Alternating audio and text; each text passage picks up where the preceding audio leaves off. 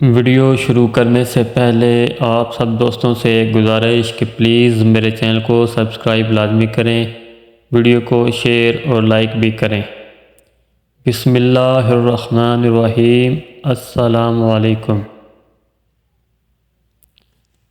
روایت ہے کہ ایک بادشاہ اپنے درباریوں کے ساتھ شہر کے دورے پر نکلا۔ گھومتے پھرتے بادشاہ اور درباری ایک چوک میں پہنچے۔ چوک کے بیچوں بیچ ایک بکارن بھیک مانگ رہی تھی۔ وہ تھی تو بکارن مگر شکل و صورت کی اچھی تھی، اور پھر اس کی بھیک مانگنے کی ادائیں بھی انوکھی تھیں۔ مثلاً بادشاہ اور اس کے درباریوں کو دیکھتے ہی بکارن اٹھ کر کھڑی ہو گئی اور بولی، وہ آگے حسن اور دولت کے مالک، بادشاہوں کے بادشاہ، میں قربان جاؤں اپنے بادشاہ کے قدموں پر سے۔ ارے بھگوان ہوں میں کہ صبح صبح اپنے مالک کے درشن ہو گئے، میرے بھاگ سنور گئے۔ آپ کا سندر مکھڑا دیکھ کر حضور اپنے حسن کی خیرات اس فقیرنی کے پیالے میں ڈال دیں تو زندگی بھر دعائیں دوں گی۔ بادشاہ کو فقیرنی کی خوشامد بھری لنترانی اور صورت یک لخت بھا گئی۔ کثیر مرد بچہ تھا، اور مرد بچے کا دل کبھی بھی اور کسی بھی عورت پر آ سکتا ہے، لہٰذا لمحے بھر میں فیصلہ کر لیا کہ فقیرنی کو محل لے کر جاؤں گا اور اپنی چوتھی ملکہ بناؤں گا۔ بادشاہ کا حکم سنتے ہی فقیرنی نہال ہو گئی اور جھٹ چلنے کو تیار ہو گئی کہ اندھا کیا چاہے ہے دو آنکھیں۔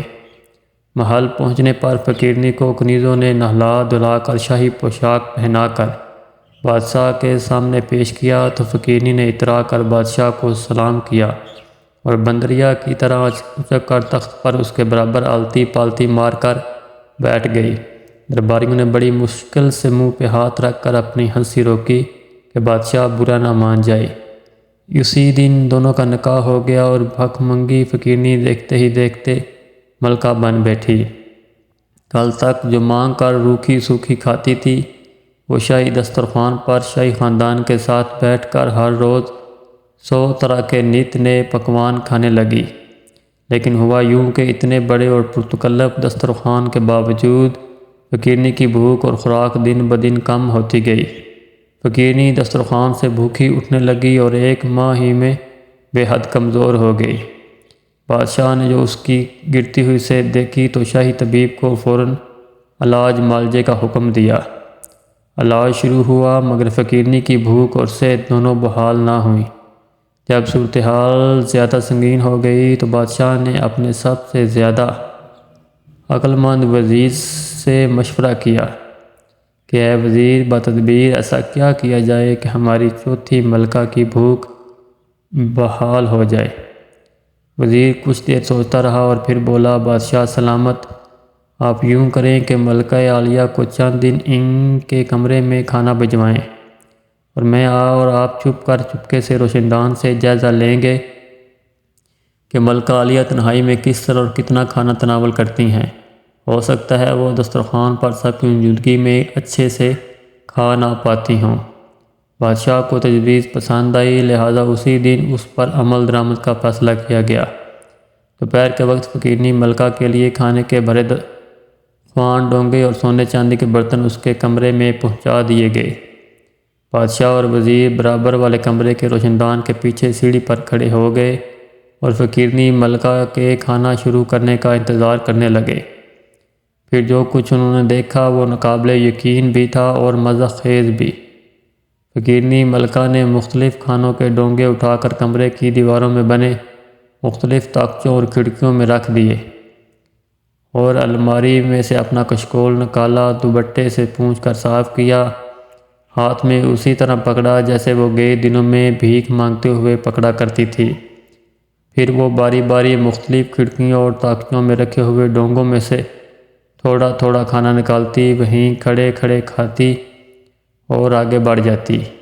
اس طرح پورے کمرے میں گھوم گھوم کر فقیرنی ملکہ نے خوب پیٹ بھر کر کھانا کھایا، اور تو اور کھانے سے فارغ ہو کر 2 3 4 سونے کے چمچے اور کچھ برتن بھی کپڑوں کی الماری میں چھپا دیے۔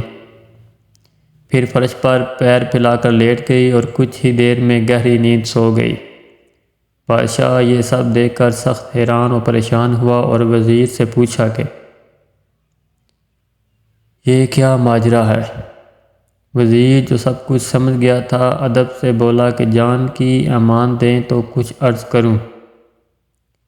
بادشاہ نے جواب دیا بے شک امان ہی امان ہے، کھل کر بیان کرو۔ کہ وزیر نے ادب سے کہا بادشاہ سلامت، بلکہ عالیہ نے ساری زندگی لوگوں اور گھروں سے مانگ کر گھوم پھر کر کھایا ہے، تو انہیں وہی عادت پڑی ہوئی ہے۔